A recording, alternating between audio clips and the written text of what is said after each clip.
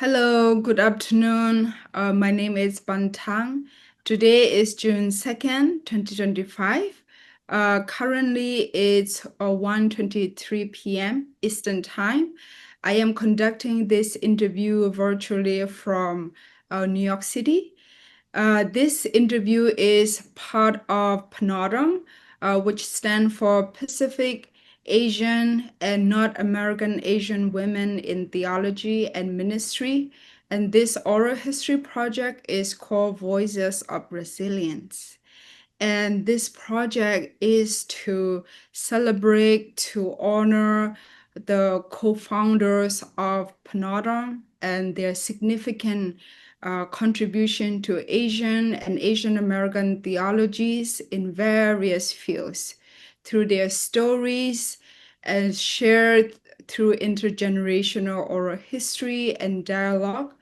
We seek to enrich the understanding of Asian American feminist theological thoughts and their contribution to broader theological discourse and feminist practice. And today we are honored to welcome Dr. Kwok, who is joining this conversation from Boston, Massachusetts. Dr. Kwok is a beloved mentor, a teacher, and renowned scholar who has done pioneering work in post-colonial feminist theology, and her contribution to spirituality, and interreligious engagement, post-colonial biblical studies and theory, and her unwavering commitment to uplift women's agency, especially Asian women's agency, and to many women's voices around the world. And to begin our conversation, first we will begin with biography, context, a little bit of upbringing. So welcome, Dr. Kwok. So excited for this conversation, to begin our conversation. First, tell us your name, where and when you were born, a little bit about your childhood that was memorable for you. Thank you very much for having me, Ban. It is good to speak with you. My name is Kwok Pui Lan. I was born in 1952 in the former British colony of Hong Kong. I grew up in a working class family, and when I was a teenager, my neighbor brought me to an Anglican church. That is why I became an Anglican. Thank you. And with you also have, would you like to share a little bit of like what is the meaning of like Kwok Pui Lan? Yes, Kwok, in fact, is a mountain. When I was a student in America, my name was Pui Lan Kwok because I had to follow Western style. Then when I came back as a professor, I decided people needed to learn how my name was rendered in Hong Kong and also in China. So I put Kwok in first. Pui Lan is to wear orchid. I didn't know that it was a tradition for male scholars until I was in high school. My Chinese literature professor said there was a poem very famous in China in which the poet talks about to tie or to wear this orchid as decoration. Now, I did not know how men would wear orchid. Well, later I found out they have this scholar hat, and then they put the orchid there. So my parents, they were not very educated. I don't think that they have chosen that name because of that poet. And so I like this name to wear orchid. Wow. Thank you so much for painting the beautiful picture of the meaning of the name, and to parents too. So thank you for sharing that. And it's also that also led me to how did you get into your field of work? Why or what motivated you? I was very fortunate. because when I was a teenager, the deacon Wang Xinyuan was the vicar of my church, Holy Trinity Church in Kowloon, Hong Kong. Before she was ordained a priest, she became the priest in charge of my church. Later, in 1971, she was ordained as one of the early women priests in the whole worldwide Anglican Communion.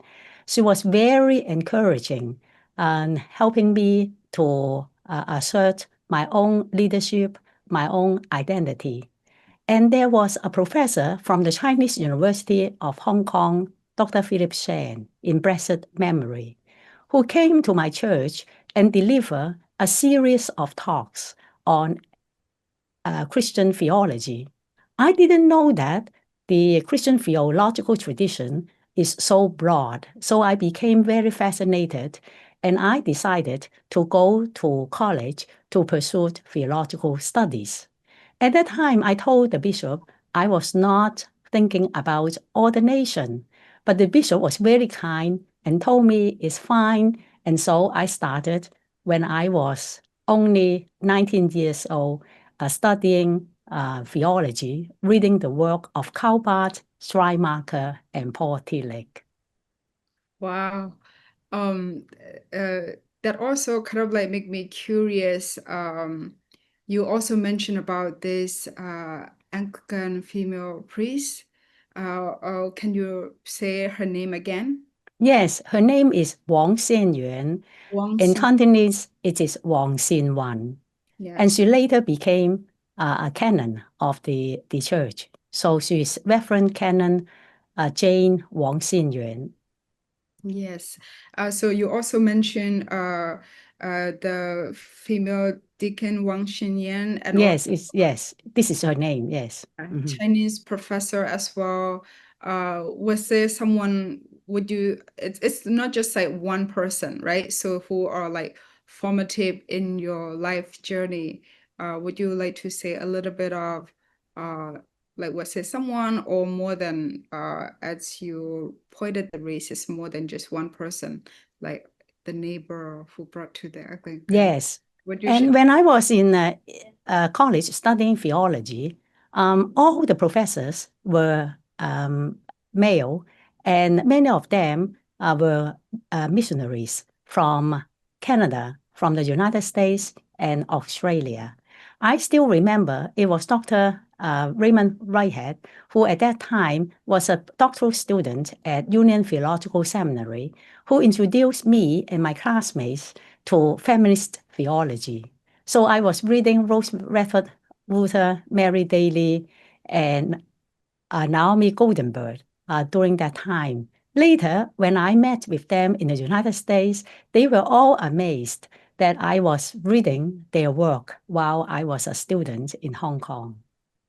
Wow, it's like a small circle. Yes, And you also now teach in the past too, you also taught at Union and now also you're also teaching in the Union. And yeah, it's such a small circle and it's the interconnected people and also people who have already come before, who have wrote like through theological voices. That's also kind of like formative in the life journey. And it also uh, led me to the next question that is also you really practice and taught about spirituality as well, so can you describe like your spirituality and or like religious affiliations or commitments? I have been an Anglican now for more than 60 years. So obviously, I like the Anglican worship because, unlike the Lutherans or the Reformed tradition, Anglican does not have a set of beliefs or confessions we all need to abide by.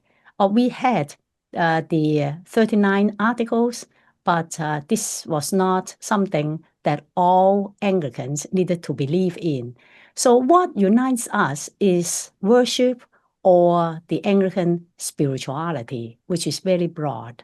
I also grew up in a non-Christian family because except my elder sister and I, at that time, my family members were not Christian. And so I was exposed to popular Chinese religiosity. And later, I also learned Tai Chi and also yoga. So I like to practice those kind of practices for mind and body integration. Wow, it's also like weaving multiple traditions, stories into our daily practice of spirituality. Yes. Yeah, thank you for sharing that. It also leads me to our next question that I'm also curious. You also mentioned that you have been in the Anglican tradition for more than 60 years now, and you have taught classes in Anglican tradition, theology from post-colonial perspective. You have written book on it. And so I was also like curious to hear, have you ever considered becoming an ordained priest?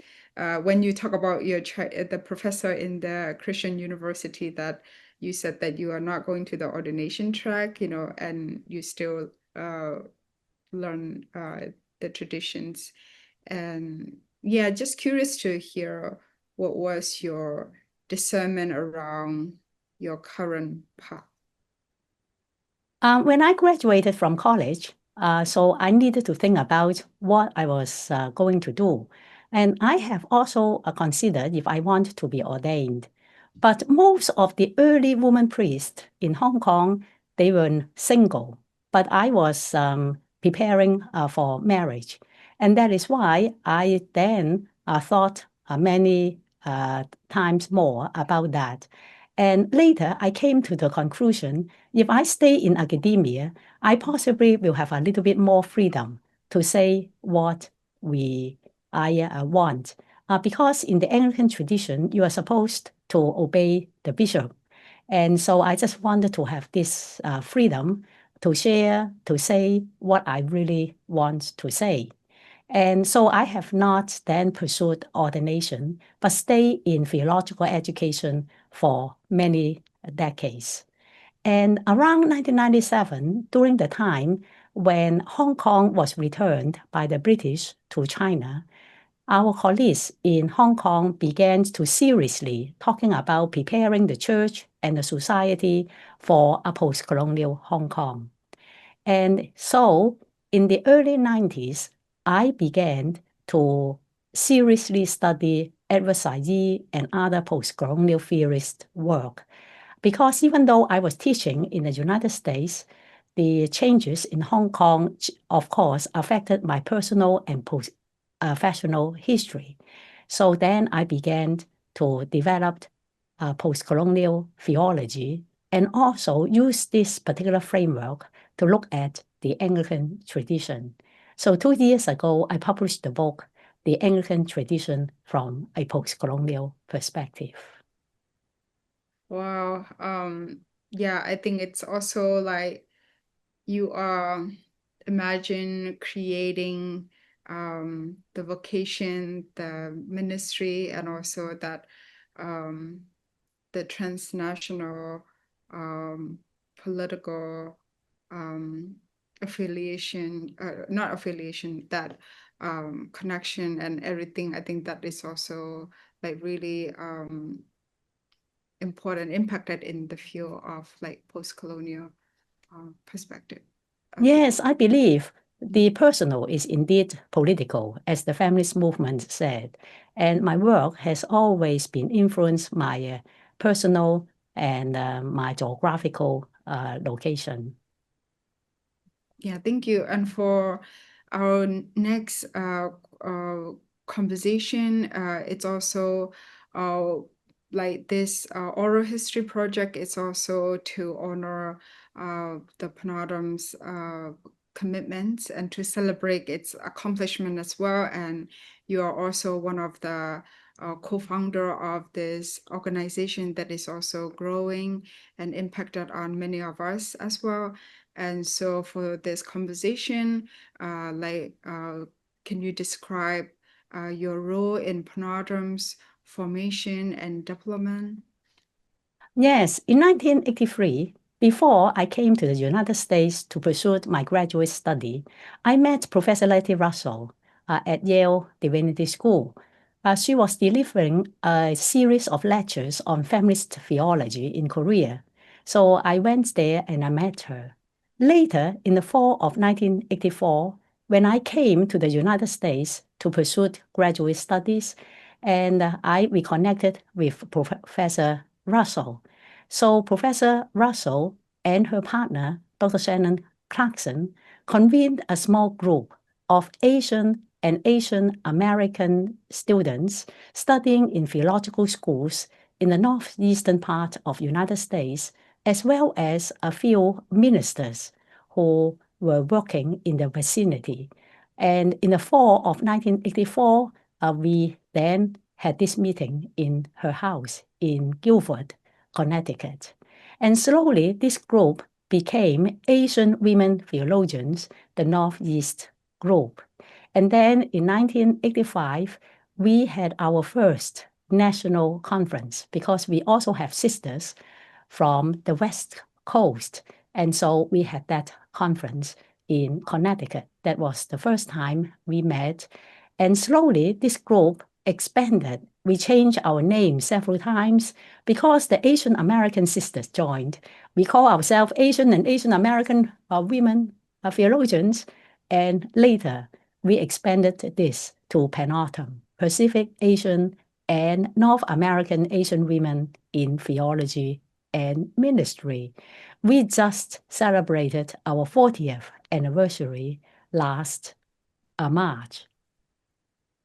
Yeah, thank you. It's like it's like keep expanding and Yes. it's expensive. It's so expensive. I remember this past conference, the opening conversation panel was also about how to expand the PANAAWTM, especially the category of women. You know, it's like to honor like women's space in theology voice, and also how to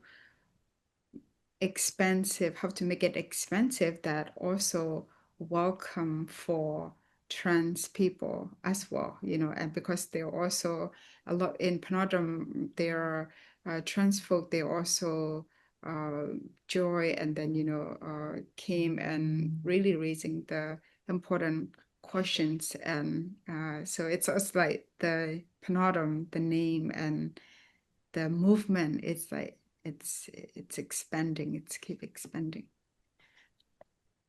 And also you also mentioned about the race of the earliest formation, Dr. Lady Russell, you know, she's also such a formative figure in this PANAAWTM movement as well. And so in the earlier life of now it's like 40 years. So earlier life of PANAAWTM, you know, can you share about your first like cherished memory or memory that has been meaningful stories of PANAAWTM? Yes, there was one early conference that took place in Stony Point Center in New York. And the last night of PANAAWTM, we always had cultural light. So that event was memorable because I recall that there was a Thai student who was dancing this very gentle movement of this Thai dance. And afterwards, we had Rita Nakashima Brock and other Asian American sisters who said that they would dance in a different move. And so they have this rock music and then they move their bodies. And then I became aware, wow, embodiment matters. They dance in a different move. And so I became even more aware of the diversity among us. From outside, we may look similar, but because of our upbringing and our cultures, and we move our body differently, dance differently, sing songs in different ways. And so it was very eye-opening. I began to pay more attention to the diversity and wrote one of the early essays to talk about the differences of our concerns. among Asian and Asian American women in theology and ministry. Wow. Thank you for painting that complexity of identity, from the outside, or the category that have been given to us is like Asian, then it has to look certain way, there's like stereotypical. And I think that the way you mentioned about memorable event it's like body, it's like the way we move is such a so complex, that the so diverse, and it kind of like highlight that complexity and the diversity and inner complexity, the inner diversity that is within us and within or the creature as well. So I think that painting complexity of who is or how we understand Asian or Asian American experience. And it's also curious to hear, like, can you describe collaborative experience in PANAAWTM that has been particularly like meaningful to you? Can you describe that a little bit? Most of our work are very collaborative because we do not have a paid staff. We all rely on volunteer work. So, for example, we collaborated on a very small volume that is talking about pedagogy. And then later, I, together with three other female colleagues in PANAAWTM, co-edited this book, Off the Menu. This is the first book that talks about Asian and Asian American theology, ethics, and our concerns. And this kind of collaborative work helps us to have very diverse voices and to learn how to work together across difference. Later, obviously, we have other anthologies. And also in planning for our annual meetings, we rely on local groups. And several times we had the conference in Boston. So the Boston local groups will then work together to plan for the annual conference. Yeah, the Up the Menu is also such a like a textbook, it's like the job, diverse voice, like theology, ethics, like spirituality, or interreligious, it's like it's like a Up the Menu of Yes. logical voices. It's such a important and uh, contribution to, even like for younger generation to me, or who are latecomer to the US, and then to study, to read the text, like theology texts, that in the course like syllabus, like most of the required readings are also like European meal, or like Portele, Kabar, those are always that require, which is also, it's important to engage, but at the same time, I think like what would look different, like if this kind of like book off the menu, like uh, uh, would be like also in the required book, So I think now I also we are also in a place where it's like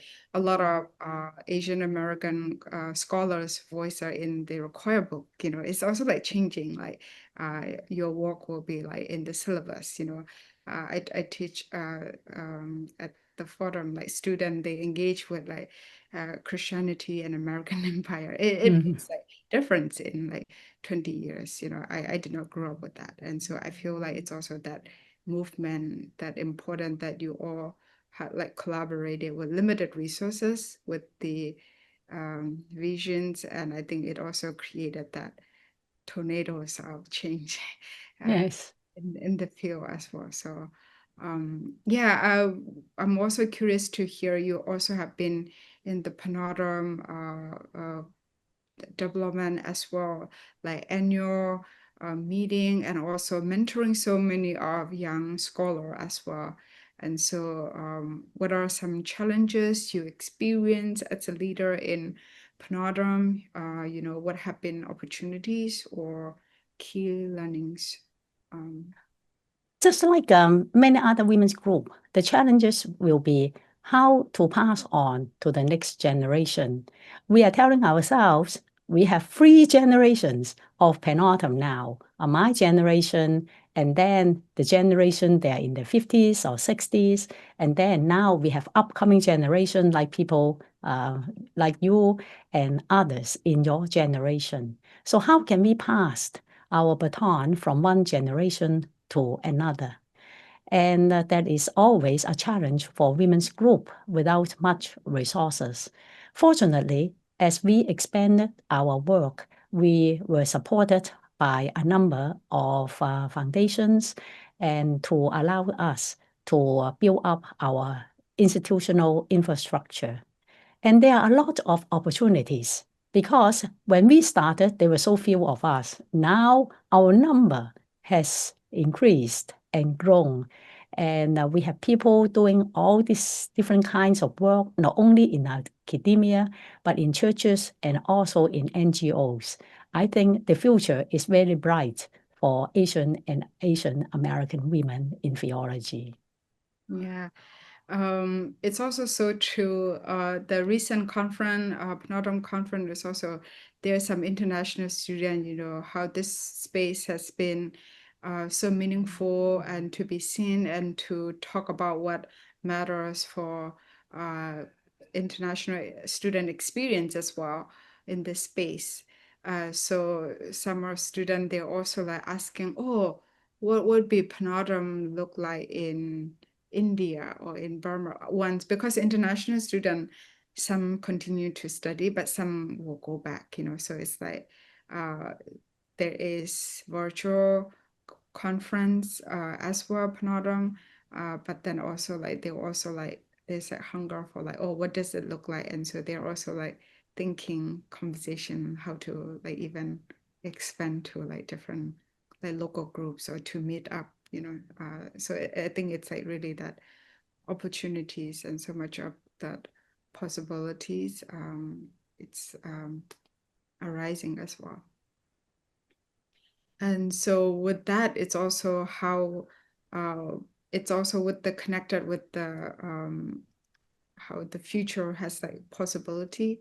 And so do you also see like PANAAWTM's, how do you see PANAAWTM changing in this generations, in like the third generations, that's, yeah. Yes, in my generation, we were very busy looking at our historical archives. For example, I wrote my dissertation on Chinese women and Christianity, and other colleagues, they were looking at Filipino women's history or Korean women's theology. Now, we have a little bit more work, we excavating our archives, that we might be able to do more work across racial and ethnic background. We have already had anthologies along those lines.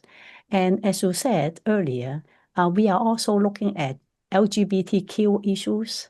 Earlier in our history, we did not look at that issue seriously.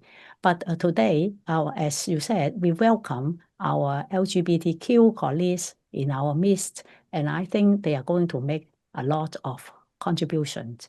And currently, we are also talking about trans-Pacific theology. That is, our theology is not defined by nations, not United States or China, United States and Thailand, for example, but how we can look at trans-Pacific as a framework to talk about our work.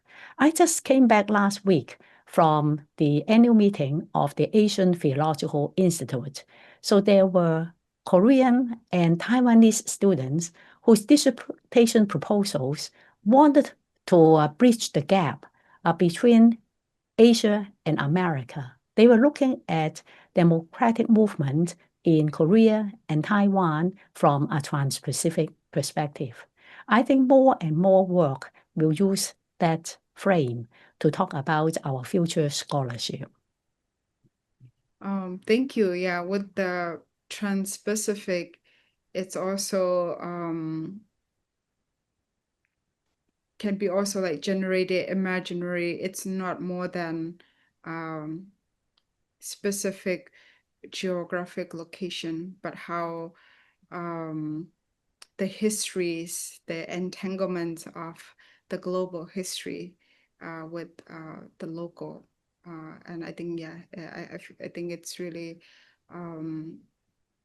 important, and also like the generation that you are also already like laid the path and foundation with critical like post-colonial and also feminist theological. I think they are also would yeah, it's a connected and lay already the part for it. And I think it's for this generation is also to like using trans-Pacific as like imaginative lens and space to kind of like see the interconnected histories and political entanglements and how that impact people, whether yeah, I live in Burma or here in the United States. I think that impact on local level as well. So yeah. And one of the also the question is also like, are you inspired by the next generations? You know, what are they teaching you or revealing to you? Yes, I think that the next generation or the younger generations, they are also doing cutting edge work. And some of the work would not be able to be done in my generation because the archives may not be available, or we have not developed that kind of methodology. So I am constantly amazed by the research topics and the field work that the upcoming generation of students are doing. Yes, yeah, with so it's such an energy different that the generation is also bringing, and I think this next generation is also doing with raising the critical conversation as well, and I think it also doing with such a interest and with anonymous energy, and so yeah, and with that also kind of like curious, like what do you believe is the most question that the next generations of leaders of PANAAWTM should keep asking themselves? I think it is always difficult to use a consensus model of decision making, like a previous generation of board members in PANAAWTM they have adopted, and then how that we can maintain the dynamics of listening to many people's voices, but then to have an organization framework that can make the decision and to have a little bit more institutional structure so that we can move ahead. It is always a tension between a movement. When we started, it was a very small movement, and now we are a little bit established with funding, and then we are building up our institutional capacity. How to balance the two will be very significant for the future.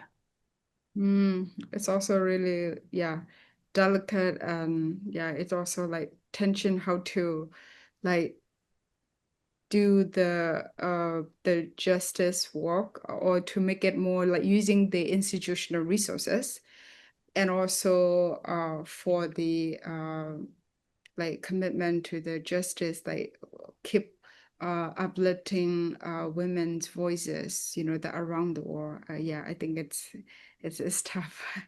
um, and for our conversation is regarding our next conversation will be like you also your role involved in more than PANAAWTM.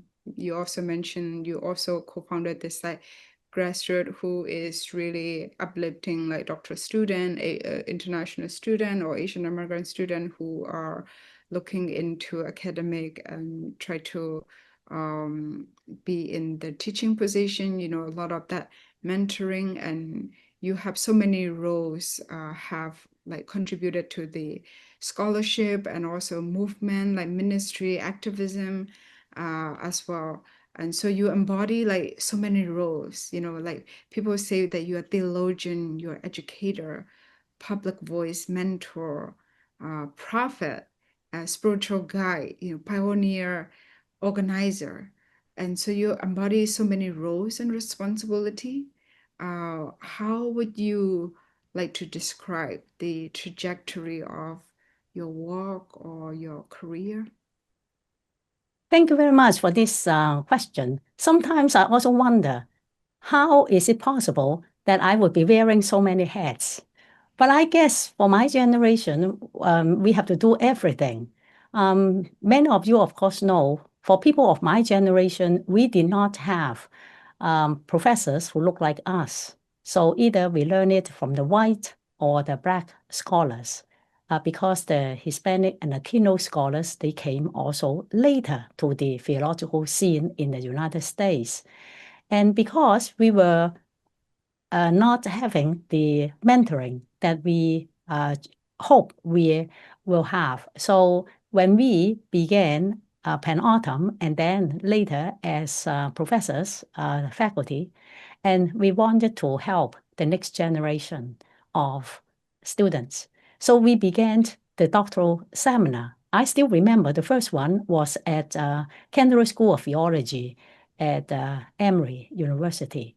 And so later, we have doctoral seminar in our annual meetings. Slowly, the doctoral students, they had jobs. So we began to have the junior faculty mentoring, and not everyone would be going into teaching.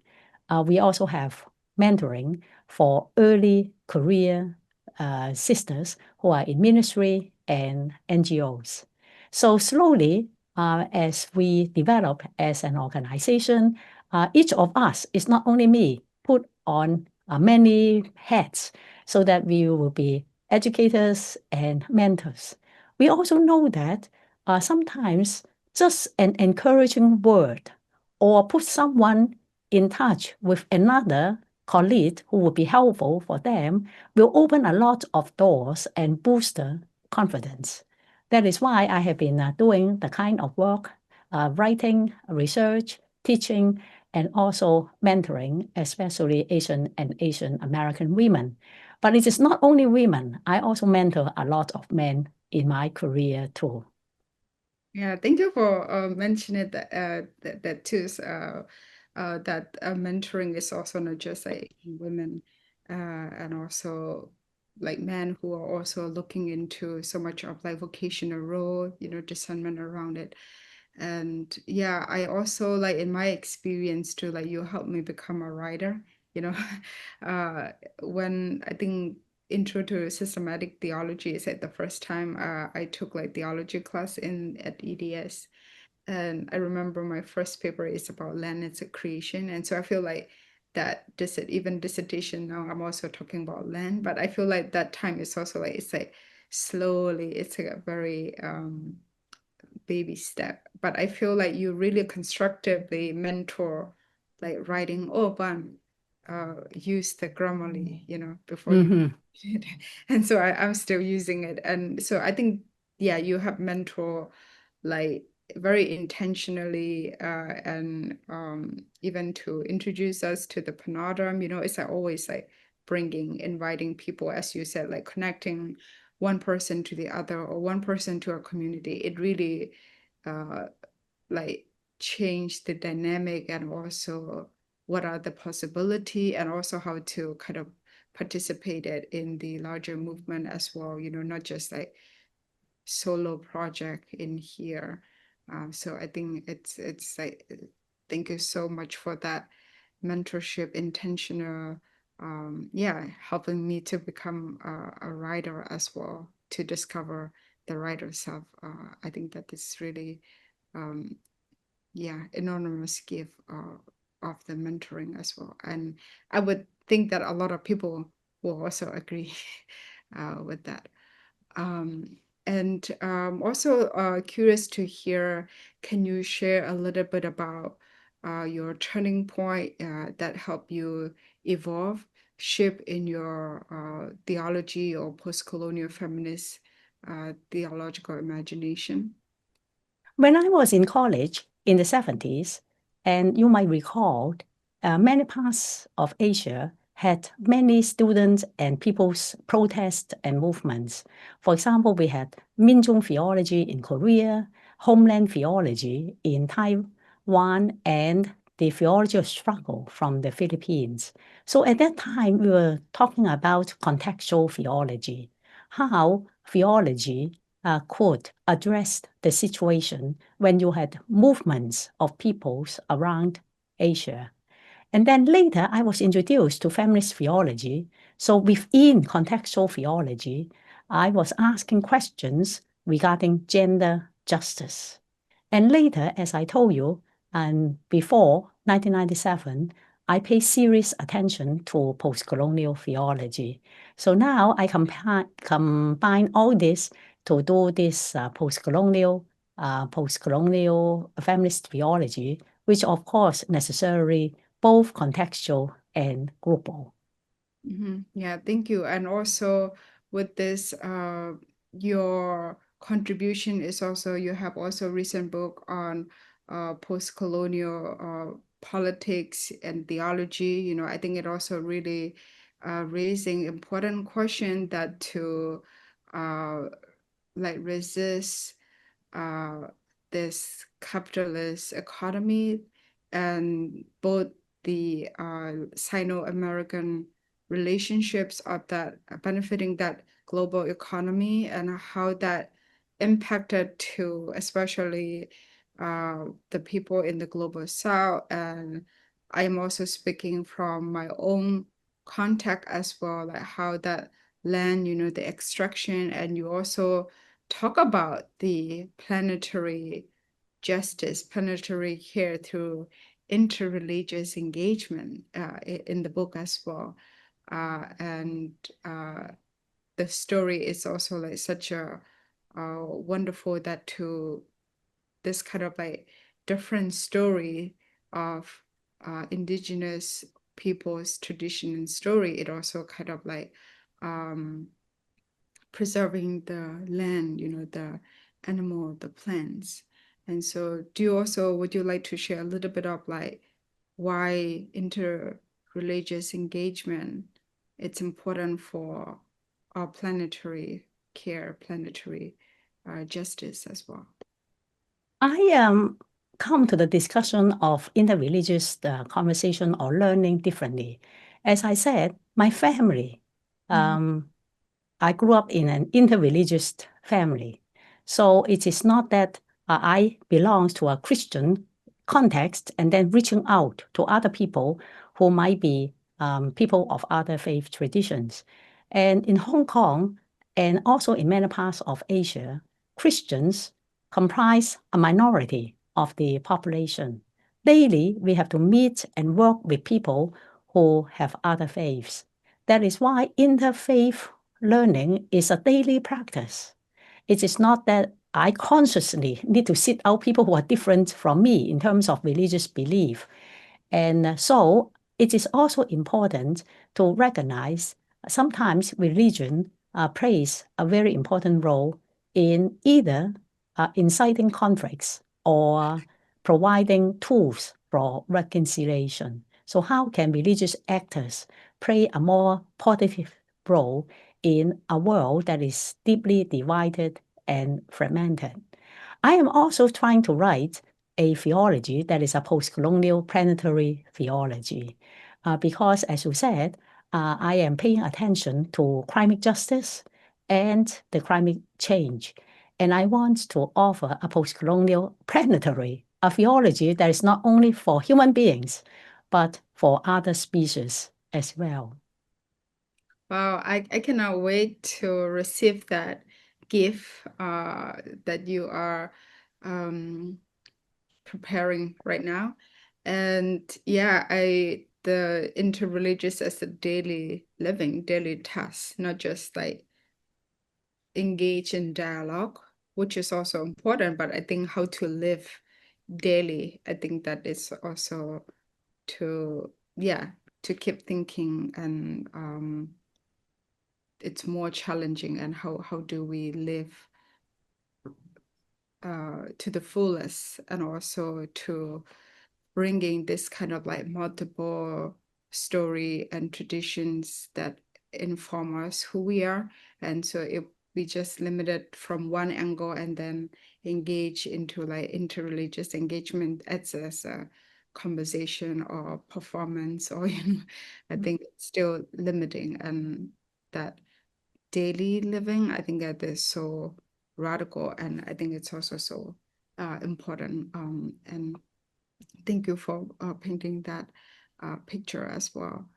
And one of the thing that I would like to hear is also like, what changes have you observed, noticed in theological and religious field? How do you envision the field changing and evolving? Yes, I have been teaching theology for nearly 4 decades, both in Hong Kong and in the United States. How we define theology has changed so much. When we began, when you say systematic theology, you have a set pattern. You talk about methodology, you talk about the sources, and then you talk about creation, anthropology, and ecclesiology, the church, and the eschatology. But today, theology can be done in so many different ways. We can look at it from a racial point of view. We can look at theology from the LGBT perspective, opening up the rigid setting of systematic theology to all the different kinds of inquiry. So this year is the anniversary year of the Nicene Creed, for example, 325. And I have been listening to how scholars unpacked the Nicene Council and also talk about the significance of that creed in determining what we believe. So we are bringing a lot of new questions to the field of theology, making it much more exciting. And it is not just using Western categories to talk about theology. For example, your professor, Dr. John Bartholomew at Union Theological Seminary, have been talking about a comparative theology that is using categories from Christian, Buddhist, and Hindu backgrounds to reconstruct Trinity. So those are new inquiries and new possibilities in my field. Thank you. It's also like how we cultivate to love, to learn different traditions, and also what matter the questions, like always like existential questions that arising in the current conditions. And so to really engage like traditions with those questions, existential questions, and also really honoring that multiplicity that is also divine life. And I think that it's happening in the theological fields, and raising important questions and pushing the traditions as well. Yeah, still grounded in the tradition, but also what this tradition means for me today, or for us today. And this is also like really curious. You recently started a podcast, which is like so wonderful. I've listened to different people, scholars from those are also like ethicists, like interreligious, and so it's like really wonderful contribution to the listener as well. And so this like cock and roll, and you created a podcast. I'm curious to hear what inspires you to choose like oratory, or what is significant about oratory that is different from writing. Because you're a prolific writer, there are a lot of books and also recording as well. And so I'm curious to hear what inspired to choose oratory. Over the years, I have been interviewed by other podcasters, but I did not think that I should start one. But then, with the inauguration of President Donald Trump, I thought that as a post-colonial theologian, I really need to intervene in the public arena even more, because a lot of the stuff on the internet, they were, of course, reflecting very right-wing Christian point of view. And that is why I decided to start Kwok and Roll, my podcast, and also my Substack, to sometimes think about my own reflection on what is happening in the United States and the world. And I also use the podcast to interview my friends, colleagues, and collaborators. I think progressive Christians and the people of faith, they have much to say to the situation of today. Sometimes I wonder, why didn't the Church of Theologians in Nazi Germany speak loudly about the situation? So I didn't want that when my grandkids, one is 12, one is 10, when they grew up, and then they ask grandma, what did your generation do when President Donald Trump was the president, deporting the immigrants and also imposing tariff and changing the world order?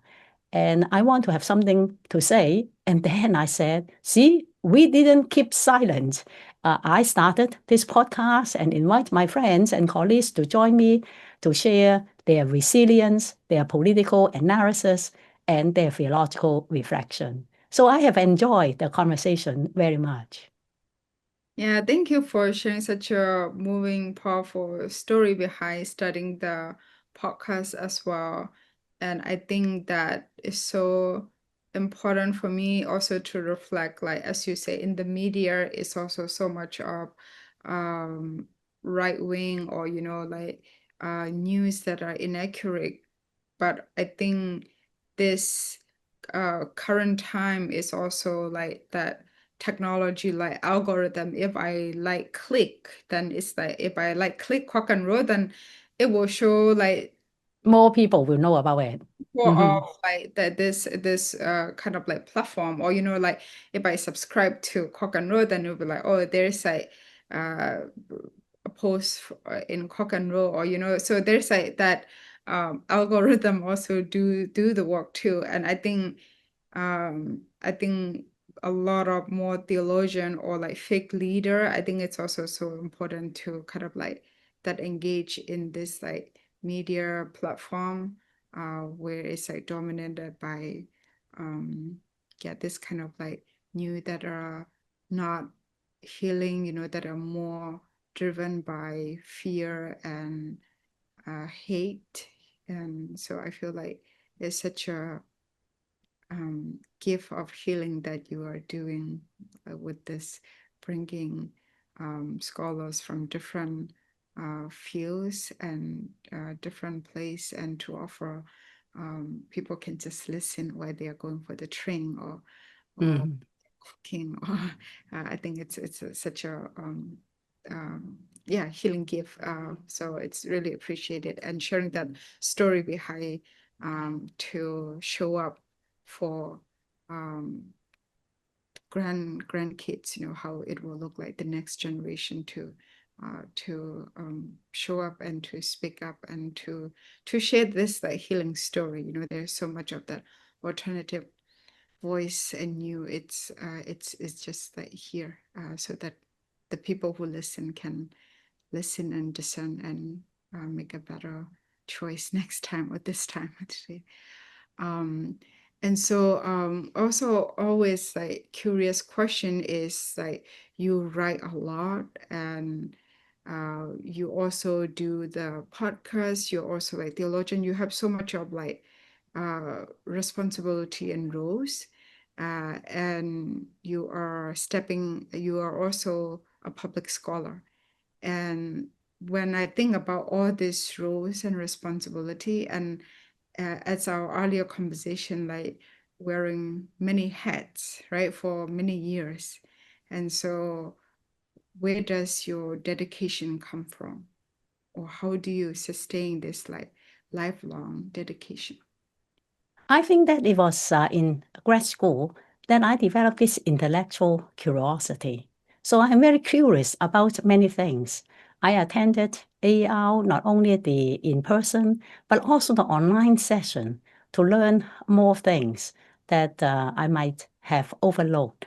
And not only that, I also think that with writing or podcasts, I can reach a larger audience and exert more influence. I am committed to writing. It was because early on, I had a small piece that is called God Weeps with Our Pain that I contributed to a small publication. And then later, I received something in the mail. It was a bulletin from a grassroots organization in the Philippines because they reprinted that article in that bulletin. Then it told me, wow, my words reached more people than I could have imagined. And then they found it useful. So then I know that if I keep on writing, then I can reach more people, maybe change people's mind. Indeed, whenever I traveled these days to schools or organizations to speak, someone will come up to say, Dr. Kwok, I have read this or that. And I am always surprised. How did they know my work? Sometimes it was their professors that introduced my work to them. Sometimes they just need to find something about Asian or Asian American feminist theology, and then they found my work.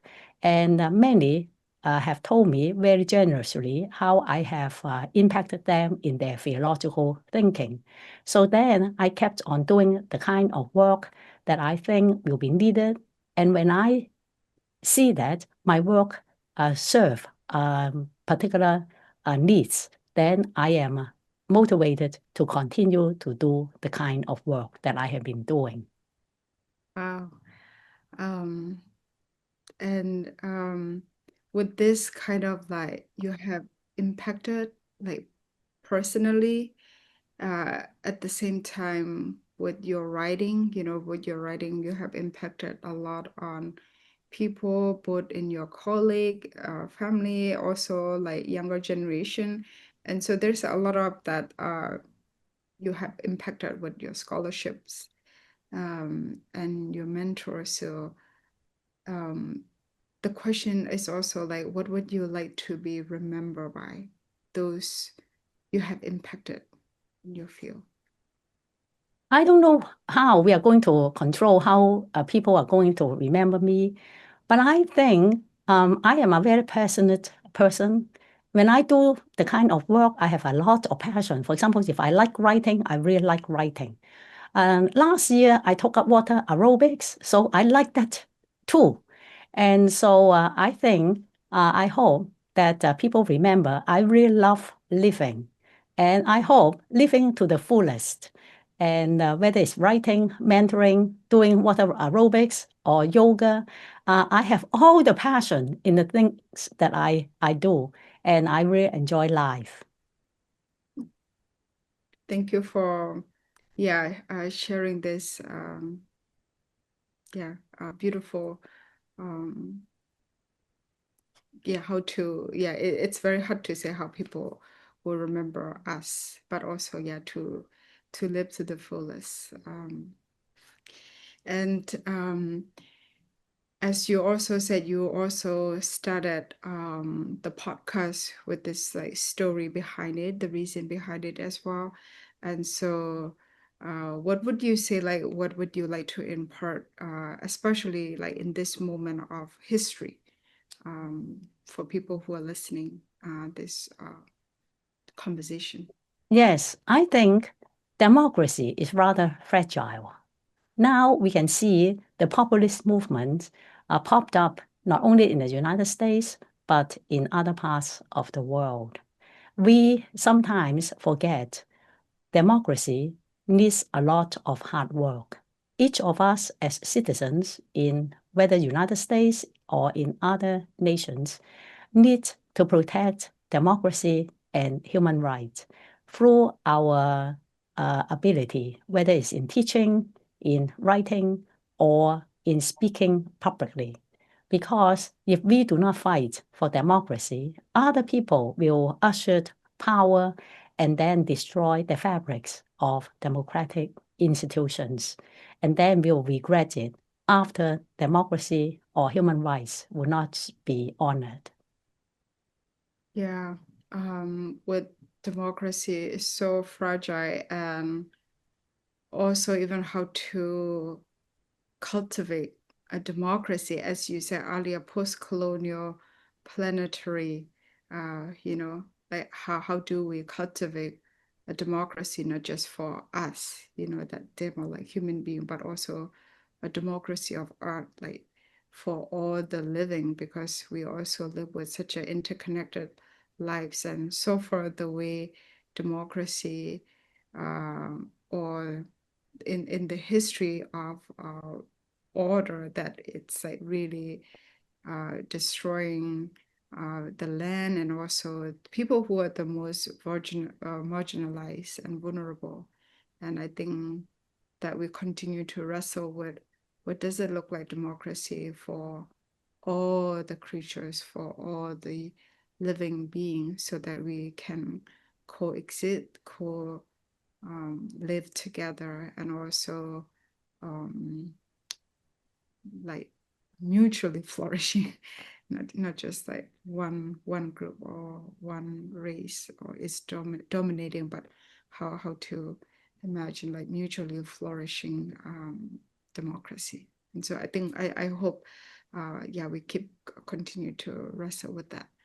And we are coming to our closing conversation.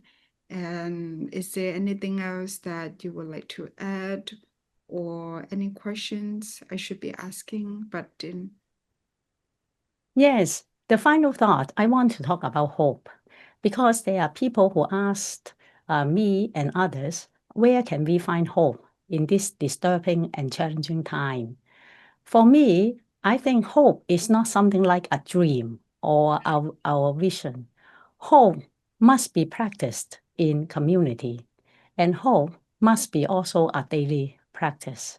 We need to learn from indigenous people, racial minorities, how their communities have overcome such tragedy, genocide, and racism, slavery, and what are those practices, cultural and religious, that will help to sustain the struggle for a long, long time. I also come from a Chinese background, and because we have such a long history, I know that changes are not going to come by just like this. Changes are going to happen very slowly with a lot of collective effort and struggle. So if we do our part, and hopefully our hope will one day be fulfilled. But it is not on us. Just like Paul said, we might sow the seeds, but we may not reap the harvest. But each of us needs to do our part. And together, we hope to bring the kingdom of God on earth. Thank you very much. Thank you so much for participation in this conversation. Thank you for sharing and inviting us to listen to your stories and memory. Thank you.